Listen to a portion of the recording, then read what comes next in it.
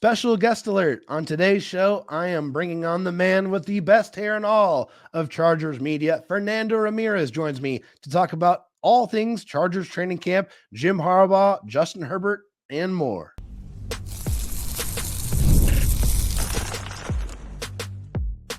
You are Locked On Chargers, your daily podcast on the Los Angeles Chargers. Part of the Locked On Podcast Network, your team every day.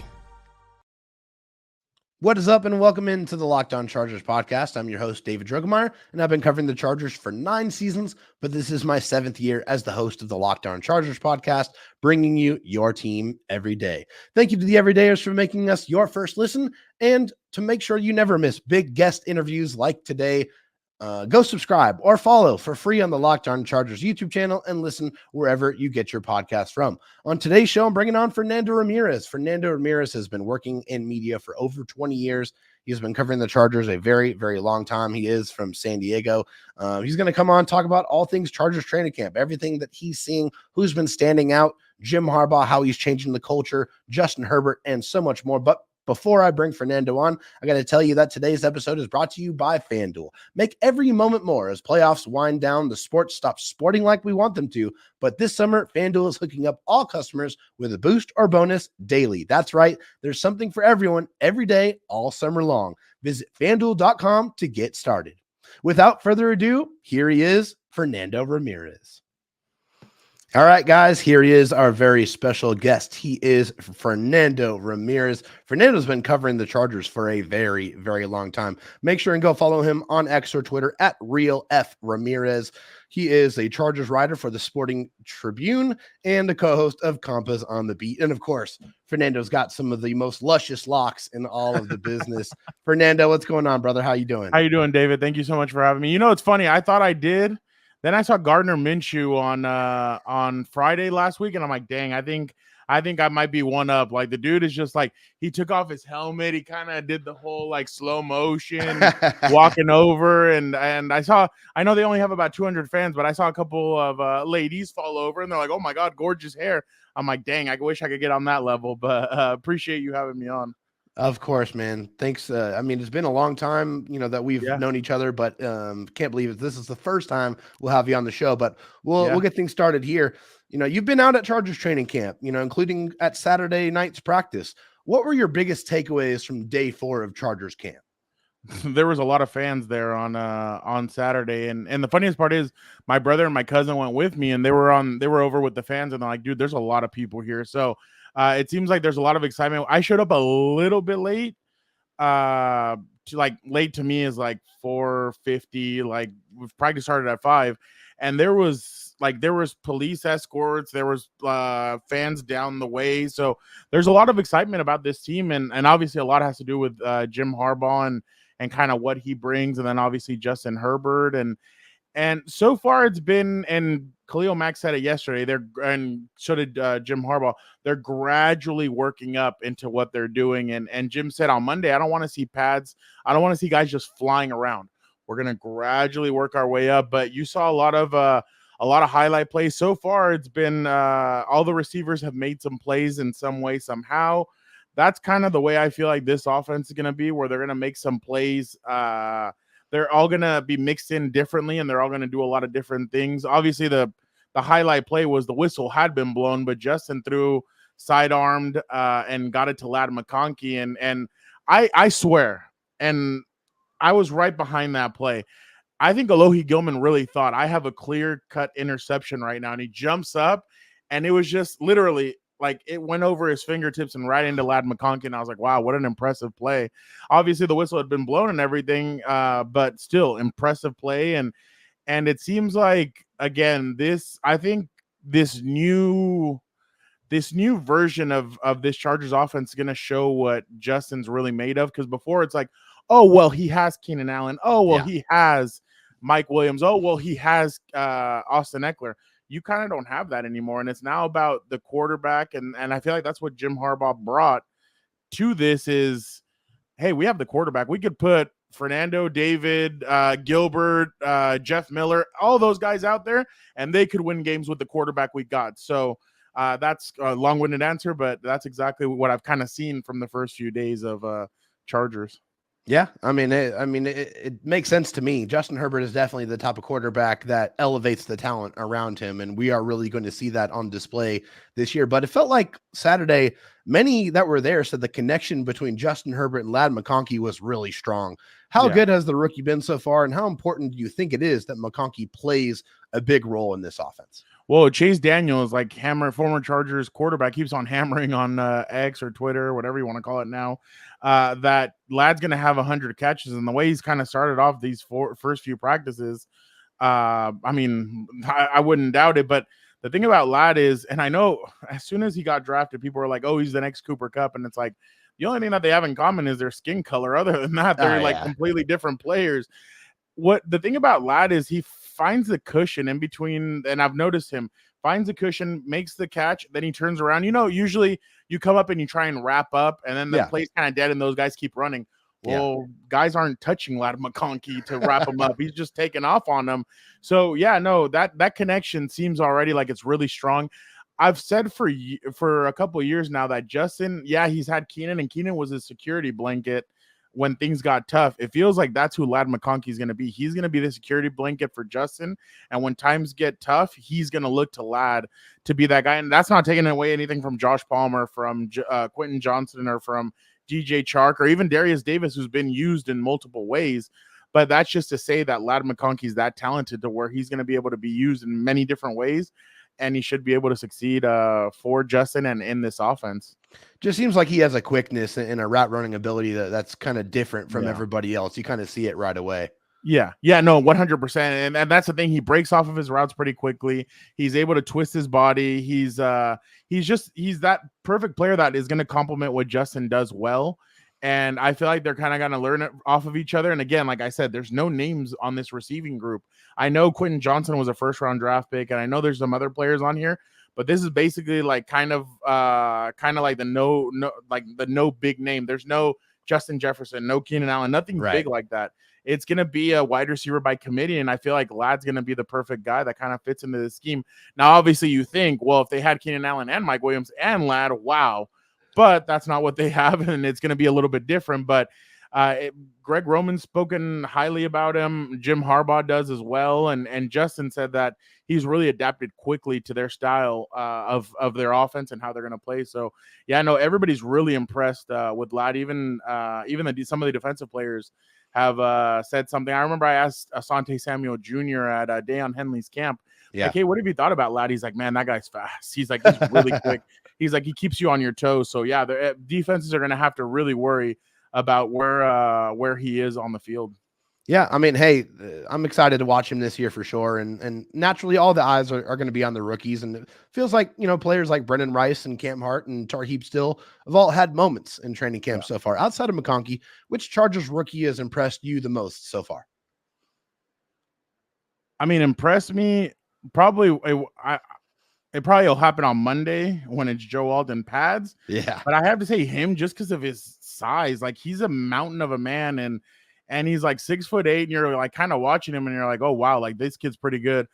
Cam Hart's had some moments as well. I remember the interception day one, and just his size and athleticism really impresses you. But yeah, it's kind of early right now, but I really think that Cam Hart and Joe Alton, obviously Ladd, but those three are kind of the ones that I would say as of right now that have really impressed me. Who's impressed me from someone that maybe not a lot of fans know? Well, I'm sure some do, because some of them are really diehard and they know everybody and where they went to school and all that stuff. But AJ Finley, he's been working in with the ones, and they've been using him as that third safety. So I've been really impressed that he's earned his way, because undrafted free agent rookie, worked his way. Last year, special teams, he was very, very good. That's not a guy that you can let go easily because of the impact that he made, especially in that game against New England. I mean, there's been multiple games where he really made an impact. So AJ's been another guy that's really impressed me. But yeah, those three rookies, and especially, like I said, and Joey said it at the end of minicamp, he's like, I can't wait to put my helmet into his chin. And I asked Leo about that yesterday. He's like, man, why you guys got to get Joey started on that kind of stuff? Like, he's like, that guy's a rookie, leave him alone. But yeah, we're going to get after him. But let's not talk about him like that. Like, and so I just started laughing. I'm like, that's pretty. Khalil has been really great this year with the media, by the way. So that's another thing that's impressed me. The way Khalil has really, when you get Khalil on one day and you get Joey on the other, you're just getting amazing sound bites. Both of them are incredible, and they're having a lot of fun. You can tell. We're going to get into the differences between Jim Harbaugh and Brandon Staley in the eras of the past and more on today's Locked On Chargers podcast. But first, I got to tell you guys about FanDuel. I love sports. I love them so much, and I never want them to stop. But as the playoffs wind down, we get fewer games, and the sports aren't sporting like we want them to. But FanDuel lets me keep the sports going whenever I want. All I have to do is open up the app and dream up bets anytime I'm in the mood. And this summer, FanDuel is hooking up all customers with a boost or bonus daily. That's right. There's something for everyone every day, all summer long. Right now, it's a great time to bet on baseball or the Olympics, but it's never too early to bet on football. And you can already bet on week 1 with the Chargers squaring off against the Raiders, and the Chargers are currently 3.5 point favorites. I honestly think the Chargers are going to beat the brakes off of them, and I might take them to win by 14 or more at plus 320 odds. So head over to FanDuel.com/lockedon and start making the most out of your summer. FanDuel, official sports betting partner of Major League Baseball. Well, and it kind of just seems different. It seems like both guys are very, very bought in, and especially, with Jim Harbaugh and his message, and Jim Harbaugh has quite a presence, Fernando. How has that influence kind of manifested itself in this, this Chargers team so far? So I've been around Mike McCoy. Sometimes it feels like when some of these coaches have played, it's like their aura is a little bit different. Like I remember with Anthony Lynn, at first it went really well, and then at the end it kind of went away. But the players still bought in, and they still played hard for him no matter what. Yeah. And I've spoken to players, ex-players, stuff like I have not heard one bad thing about Anthony Lynn yet. And that's one of those things where you're like, oh, wow, okay. With Mike McCoy, I've heard all kinds of stuff. I won't say what somebody called him, but then with Brandon Staley, you've heard a lot of you've heard stuff, like a lot of stuff where, hey, he alienated the locker room, the offensive side, the defensive side were on one room, the other. So it's just things like that. But with Jim, it's like, and that's what I said on Compas the other day, is that Jim doesn't say anything by accident. Yeah. So when Jim said it's like being born again, he's basically talking about the franchise and saying, yeah, there's been blown leads, injuries, Marlon McCree. There's been the 27-0. There's been a lot of stuff that's happened, but that has nothing to do with me. That's not my Chargers. Those aren't my Chargers. Yeah, those are that's the past. We're born. Derwin was asked the other day, what do you feel like you've taken from last year to this year? I don't want to talk about last year. Nothing. Justin Herbert doesn't want to talk about. None of them want to talk about that last year because of the excitement that Jim's brought. David, they were doing workouts yesterday, and I was doing a one-on-one with a player, and nice. I had to stand off to the side to wait for that player to come up. Yeah. And they're doing this workout where they're laying on the ground, but they're lifting their head I look really awkward. I can see it. But then another player's holding your head up. Like, it was just some of the weirdest workouts that you're like, what is going on here? Like, what is all this? But then you ask Khalil, and he's like, I feel fresh. Like, I feel really good. You ask Joey, he feels great. Quentin Johnson said, it feels like we're in college, and it's not a bad thing. Like, we're taking it back to college with the workouts, with this, with that. So they've all really liked all the coaches that Jim has brought in. Everybody raves about the coaches, about the system. Obviously, when things go bad, it's going to be interesting to watch what happens in those moments. Yeah. But as of right now, the honeymoon stage is still set in, and they're still excited about it. And everybody's raving about Greg Roman, about Jesse Minter, about the schemes, about what they're going to do. So as of right now, they're still in the honeymoon stage. Now, is it because I think it's more to do with what Jim Harbaugh is bringing than it is like they've seen the bad taste. They've had the bad taste the last 3 seasons. Now they're going into something different, but I think it's more to do with what Jim Harbaugh has brought to this franchise so far. Yeah, and then you've been around, like I said, a long time. You're around for the Brandon Staley era, but you've covered the Chargers over several regime changes now. Yeah, and you've gotten a taste of how Jim Harbaugh runs things. How much different is this camp looked than in those years in the past. Now I question what I was watching the last few years because Really? everything seems a lot different. It just, and again, obviously, like I said, there's going to be instances where you're going to have to question what Jim's done or his decision makings and all that stuff.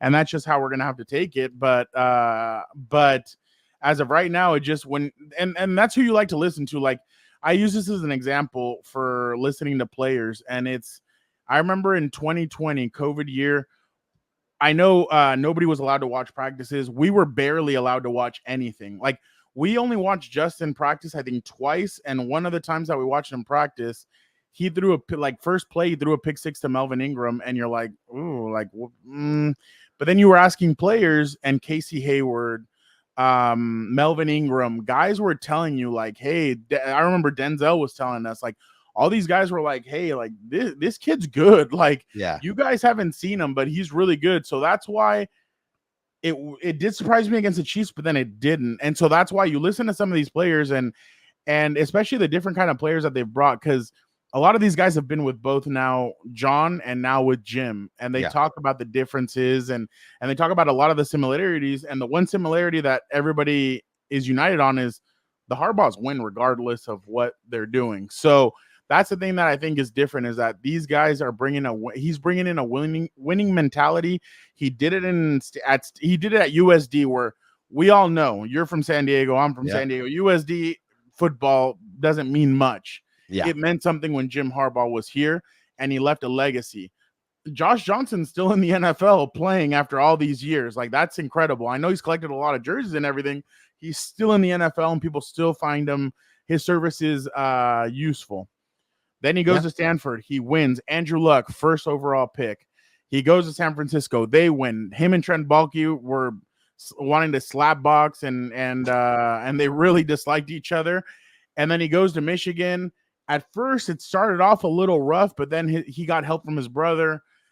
He got Jesse Minter. He got Mike McDonald. Everything changed around. Now they're national champions, and now he's in the NFL again. So that winning culture is what I think all the players are just sitting back and they're getting excited about, because they know that whatever Jim touches or whatever a Harbaugh touches turns into gold. So I feel like that's kind of the biggest difference, is that you don't have question marks. You had question marks about Mike McCoy coming in because he was a first-year head coach. Yeah. You had questions about Anthony Lynn, first-year head coach. You had questions about Brandon Staley, first-year head coach. Here, you don't really have those questions. You look at the resume and you're actually impressed with everything that they've done. So I think that's what has the players the most excited, is the resume, and they see what the future could be because they've seen him do it in other places. Yeah, easier to buy in when you have a coach that's been there and done that. Exactly, like record. And you hear all the and again, you're gonna hear the rah, you're gonna hear all this stuff, and you're kind of like, okay, yeah, dude, whatever. Here, it's like, no, you actually have to listen because you've seen what he's done. And again, let's go back to San Francisco. It was a lockout year. Yeah. And Alex Smith even said it. Alex Smith is like, I should hate this guy. He benched me for calling Kaepernick. Like, and they went to the Super Bowl and they lost. He's like, I should hate him, but I love him. He's like, he had just been hired. He comes in and he's like, hey, why don't we go throw the ball outside? We throw the football back and forth. He's like, I'm going to get you paid. Don't you worry. Stick with us. And we got this. That next year they go 13-3 and make it. I think they made it to the NFC Championship against the Giants, and a couple of blown fumbles, and they could have been against the Patriots in that Super Bowl. So that's the thing. In a lockout year with you have to remember the year before, can't win with them, can't coach with them, can't do it. And I remember their former coach, Mike Singletary, was like, this franchise is not going to be very good for a while, and boom, Harbaugh turns it around. So there's just instances like that I'm sure these players know, and they're like, yeah, this is the real deal. We're getting the real deal here. We're going to get back into this interview with Fernando Ramirez, and he's going to tell us a little bit about what the difference is between Jim Harbaugh's training camp and also if Justin Herbert is catching on with Greg Roman's offense and what he's looking forward to the most when the pads come on, and more on today's Locked On Chargers podcast. But first, I got to tell you guys about Game Time. Game Time is an authorized ticket marketplace of Major League Baseball, which makes getting tickets faster and easier. Prices on the Game Time app actually go down the closer it gets to first pitch. With killer last-minute deals, all-in prices, views from your seat, and their lowest price guarantee, Game Time takes the guesswork out of buying MLB tickets. You can get zone deals where you can save even more when you choose a section and let Game Time choose the seats. They have all-in pricing. Toggling this feature shows the total upfront with no surprise fees at checkout. One of my favorite things about Game Time is getting the panoramic view from your seat in the app before you buy. Take the guesswork out of buying tickets with Game Time. Download the Game Time app, create an account, and use code LOCKEDONNFL for $20 off your first purchase. Terms apply. Again, create an account and redeem code LOCKEDONNFL for $20 off. Download the Game Time app today. Last minute tickets, lowest price, guaranteed.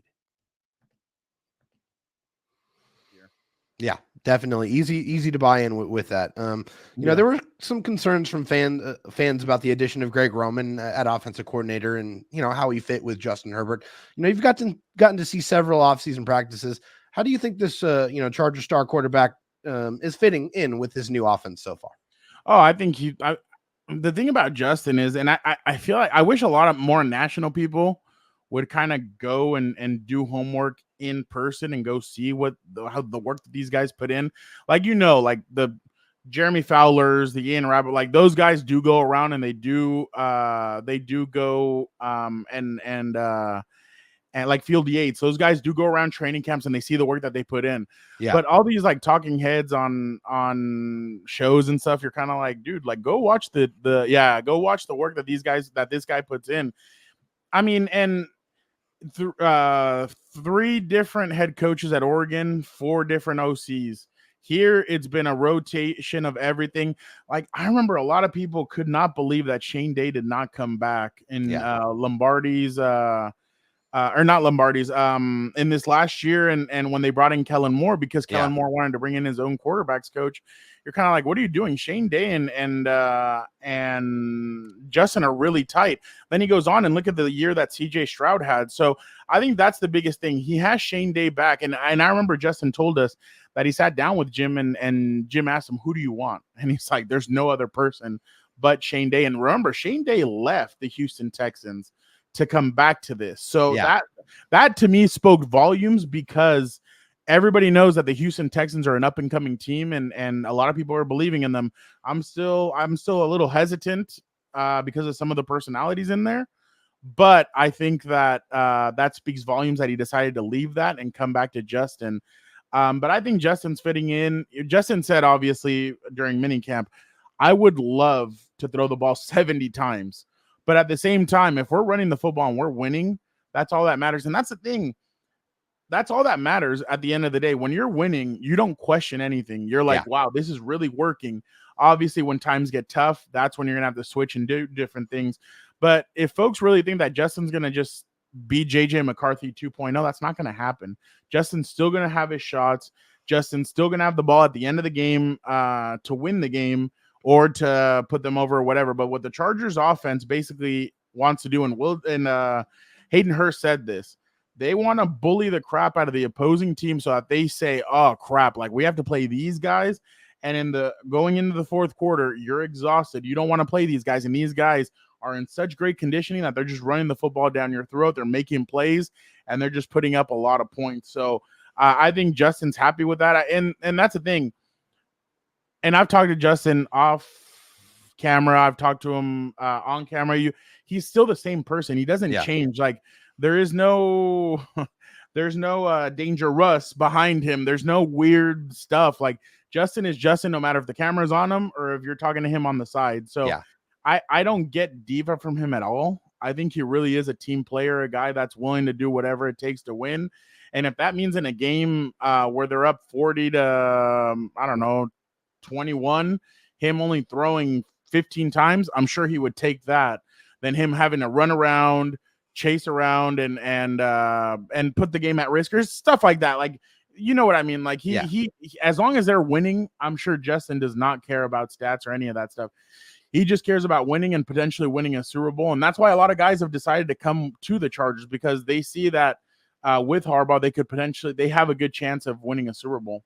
Speaking of the guys that have decided to come to the Chargers brought in a lot of new faces in free agency, whether it's DJ Chark or Hayden Hurst, J.K. Dobbins, and so many more. Have there been any free agent signings that have kind of caught your eyes so far during the offseason? Well, one did catch my eye just because we went to high school together, but it was Tony Jefferson. Haha, yeah, we had Yeah. Tony on the show, man. Yeah. We were the same year, so That's really cool. So yeah. So I saw him yesterday, and we chatted for a bit, and he's like, and I told him I never thought I'd be covering you like legit. I've seen him at games and stuff when the Chargers have played, but I've never day in and day out been around him. So he's like, this is gonna be fun. I'm like, yeah, no, it really is. So it was cool to catch up to him, but I'm really taking a look at both. I think one name that's not being mentioned as much as Poona Ford. I feel like he's going to be a guy that is going to really help that run game that just Brandon Staley, for whatever reason, could not figure out, and they could not stop the run. I think Poona Ford is going to be a big addition, but I have to look at the running backs. I watched Gus Edwards, and the dude is huge. Like, he really is big. He's a large man. No. He is pretty big. And then you see J.K. Dobbins, and they could really be kind of like a smash and dash kind of combo, especially if they both stay healthy. Yeah. So, and obviously Gus has been dealing with some stuff, and he's coming back from some stuff. So Charger being very smart with him. They're like, dude, we've seen this guy. We know what this guy brings. He's good. J.K. is obviously still working back from some of the injuries, and he's been saying, when healthy, I feel like I could be the best back. And in this scheme, he might be able to accomplish something like that. But that's what we're talking. That is what Hayden Hurst, I think, was talking about. That in those gritty moments, you're tired and you have to take down that big Gus Edwards guy, and you're gonna have to really tackle him, or you're gonna have to chase around J.K. Dobbins. That's kind of the thought process that I get. But those two running backs from the Baltimore Ravens, they can stay healthy the whole season. I really think that they could be a dangerous duo for the Chargers offense, especially because they're going to want to run the football, and they're going to want to do it different ways. So I definitely think that the most impressive have been these two running back additions. I think there's truly something special with them, and especially the addition of this the additions that they've made to this offensive line. Yep, thunder and lightning capability there, man. Definitely. There you go. I'm gonna go ahead and get you out of here on this, Fernando. Yeah. Monday marks a big day because that's when the pads come on. So, who are you going to be looking forward to watching in pads on Monday? Oh, Joe Alt. Yeah, I cannot wait to see Joe Alt. I'm actually and see, this is one thing that I'm wondering with the whole Rashawn Slater stuff. I'm wondering if they're gonna put him on both sides and like face Joey on the right side, then jump over and face Khalil on the left. I'm interested to see how he does against both. And the thing, and this is the incredible part, and you know what, this could have gone back to the question that you just asked me. I think the addition of Bud Dupree is not being talked about enough, and I think that he could be a big. And this is what I was telling Gilbert the other day, is that it's incredible to me that before the Chargers would have just settled with having Joey. Yeah, they would have never made this move ever. And Thule, and you go get Bud Dupree, who could easily, in this kind of scheme, have 10 sacks as well. Like, each of these guys has a capability of having 10 sacks this season. Oh, yeah. And you'd be like, wow, okay, like, yeah, that 40 sacks between four guys, like, that's really impressive. So that's going to be the interesting part about all four of these guys. But going back to it, all four of those guys could really show Joe Alt a lot about what this league is going to be, because each of them does something different that Joe is going to have to face. I mean, right off the bat, if you are the right tackle, you're going to have to face off against Max Crosby. And away. The thing about it is, if you've noticed in the past, the Raiders like to put Max on whatever side the weakest side is for a team. Yeah. And if you can have Rashawn on one side and you have Joe Alt on the other, it's going to be hard for him to really pick which side he wants. Do you want to face the mountain or the technician? So that's kind of the way he's going to have to they're going to have to realize that. But just I really want to see what Joe Alt's all about. And I was telling Joe Reedy from the AP, I was like, hey, I don't know where you guys are going to be, but I'm going to be over where the offensive linemen are. Like, I don't care about anything else. I just want to see. And my brother's a high school offensive line coach, so he's all about hogs. So I'm like, all right, first day I need to go watch the Hogs and see how they do. So I think that's going to be the most the thing that I'm interested to see, how Joe Alt handles the offensive line duties. And two, I'm interested to see Trey Pipkins at guard, how he's able to hang against Poona Ford, Morgan Fox, and all those guys, because it's going to be different. It's going to be different than him being kicked outside and all that. So I hope I'm pretty sure we're going to see the Chargers jump Joe Alt to both sides, and I'm sure they're going to show Trey Pipkins at guard and then Trey Pipkins at right tackle and kind of move those guys around. But I think the offensive and defensive line is going to be the must-see matchup. I know obviously the receiver against the cornerback is flashy, but I don't like flashy. I like the inside, so I'll watch offensive lineman. Well, and hey, the Chargers invested the 5th overall pick in Joe Alt. So I think a lot of people out there want to know, is Joe Alt the real deal? Is this guy going to be the guy that's going to help protect Justin's other side for the next 10 plus years? But that's going to do it here with my interview with real Fernando. Quick, can I add something to that? Go, of course. If you're cool. The way I've kind of painted it on Compas, and I'll say it here as well, is that I feel like a couple of years ago, the Bengals were in the same situation. They decided to go with the flashy receiver. Boom, they make it to the Super Bowl. Wow, great. On the final play of that game, what did they need in that moment? Did they need a Jamar Chase? They needed a Penei Sewell because Aaron Donald broke free on 4th down. And yes, Jamar Chase was wide open. He had gone right past Jalen Ramsey. He was wide open. But they needed an offensive lineman at that point to be able to guard against Aaron Donald. Maybe for the Chargers, it's going to be completely different. But yeah, no, these things matter. So I definitely think that the Chargers made the right decision securing that offensive line. And it's an offensive line that people have been complaining about that since 2018. They haven't had a legit offensive line. So here you go. Here are the pieces to have it. And now it's about going out there and doing what they feel best. But yeah, I honestly, I would have been interested to see if it was Marvin Harrison and Joe Alt. I think that changes the conversation a little bit. Yeah. But we didn't get that. So obviously they ended up going Joe Alt. But yeah, definitely it's going to be, Monday's going to be a lot of very interesting to see how easily they gradually, like Jim said, gradually come into using their pads and everything. So, but thank you so much for having me on. Thank you so much, Fernando. I really appreciate it. Make sure everybody go out there and follow Fernando on X at Real F Ramirez, and for all of the Chargers coverage that he does at the Sporting Tribune. Fernando, thanks so much, brother. Appreciate it, man. Special shout out to Fernando Ramirez for joining me on today's show. His insights were fantastic. Really appreciated hearing about the contrast between Jim Harbaugh and the previous regimes of the past, and just how excited all of the players are. I know the fans are excited as well, but that is going to wrap things up for today's episode. Please make sure and be back with us tomorrow, as we are going to have the Athletics beat reporter Daniel Popper coming on the show. Can't wait to talk to Daniel Popper after the very first padded practice of training camp. But make sure that you follow us wherever you get your podcast from, and look for us on the Locked On Chargers YouTube channel. Please follow us on Facebook at Locked On Chargers, on Instagram at Locked On Chargers, on Twitter or X at Locked On LAC. You can also find me on Twitter at DroTalkSD, and you can find my partner, who is right now on paternity leave, Daniel Wade, on Twitter at Dan Talk Sports. But that is going to do it for this episode. Thank you so much for joining me. But until next time, go Bolts.